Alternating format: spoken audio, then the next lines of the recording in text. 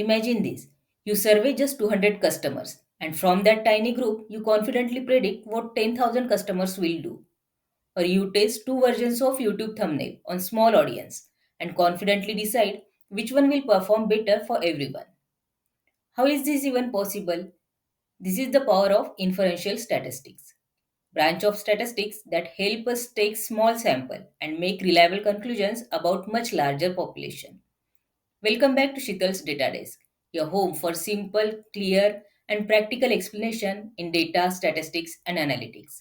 In today's video, we are breaking down inferential statistics in most structured and beginner-friendly way. In this video, we will cover what is inferential statistics, sampling and why sampling matter, central limit theorem, engine behind inference, confidence interval, hypothesis testing, p-values and significance levels, choosing right statistical test, common mistakes analysts make, and finally, real-world example to bring it all together. Let's dive in. So, what exactly is inferential statistics? It is a set of methods that allow us to take sample of data and make conclusions about population. Since collecting data from everyone is almost impossible, we take smaller sample and use statistical techniques to infer what might be true about that entire group. It helps us answer questions like, is this difference real or just due to chance? How confident can we be? What is the probability that this result happened randomly? Where descriptive statistics tells us what happened in data, inferential statistics tells us what this data means for bigger picture. Now that we understand what inferential statistics aims to do, it is important to know that entire framework is built on two major foundations. First, estimation, using sample data to estimate population values such as average income, satisfaction score, or conversion rate. This is where tools like confidence intervals help us express precision and uncertainty. Second, hypothesis testing, evaluating whether differences or effects we observe in samples are statistically meaningful or simply result of random chance. Everything we do in inferential statistics, sampling, confidence interval, p-value, statistical test, ultimately supports one of these two goals. Let's unpack each one step by step. First, estimation. In inferential statistics, everything starts with sample. Sample is simply a small part of much larger population. Imagine you want to measure customer satisfaction for a company with 50,000 customers. You don't need feedback from all 50,000 people. Well selected sample of say 500 customers can give you reliable estimate. But here's the key point. Your sample must be representative of population. Otherwise, even base statistical methods will give incorrect conclusions. Let's look at four major sampling methods. First, simple random sampling. In simple random sample, every individual has equal chance of being selected.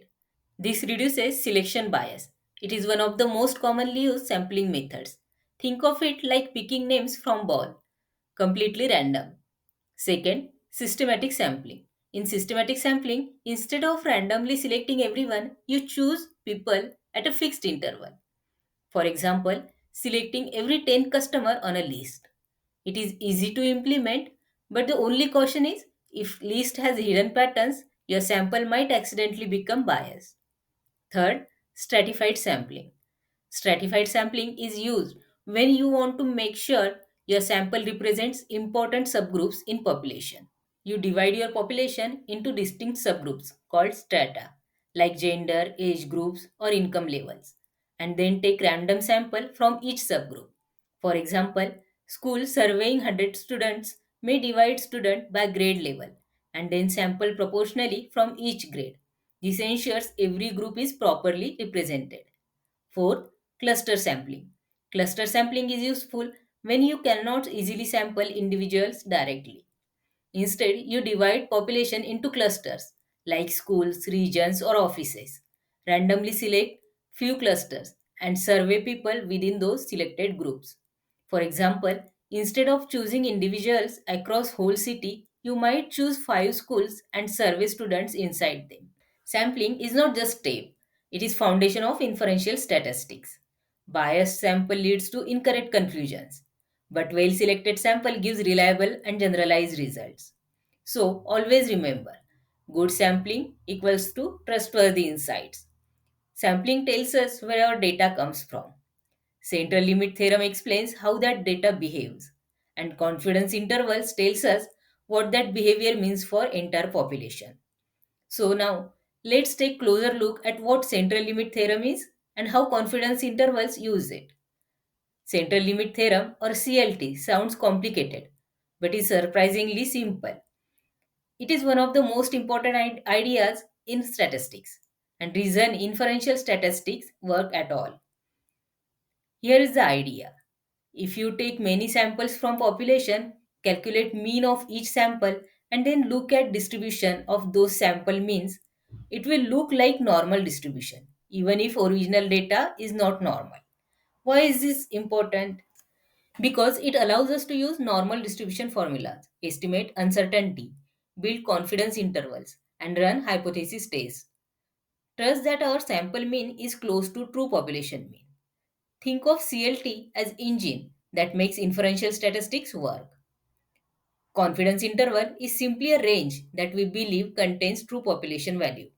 For example, let's say we take sample of 100 people and find that their average monthly spending is 5000 rupees plus or minus 200 rupees with 95% confidence. So, what does this actually mean? It means we are 95% confident that true average monthly spending of entire population lies between 4800 rupees and 5200 rupees. Confidence interval provides three key pieces of information. Estimated value we obtain from our sample. Precision of that estimate, how tight or focused it is. Level of uncertainty we must account for when generalizing to population.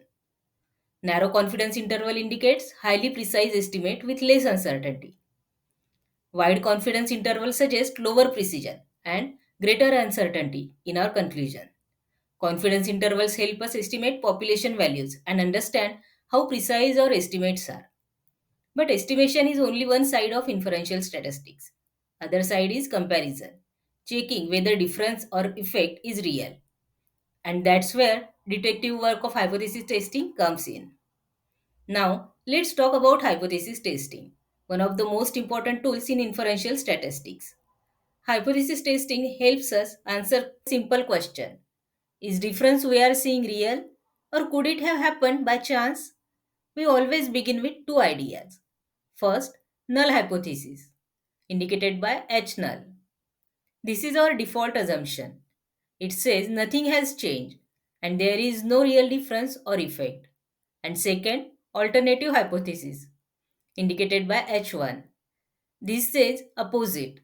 There is difference or something has changed.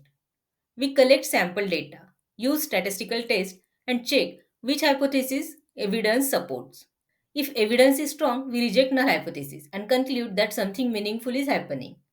Here are few real world examples. Did new marketing campaign actually increases sales? Is new medicine more effective than current one? Did training program improves employee performance? Hypothesis testing helps us evaluate these questions scientifically instead of relying on assumptions or intuition. We have built logic of hypothesis testing. Now comes the tool that helps us make final call, p-value. P-value answers one simple question.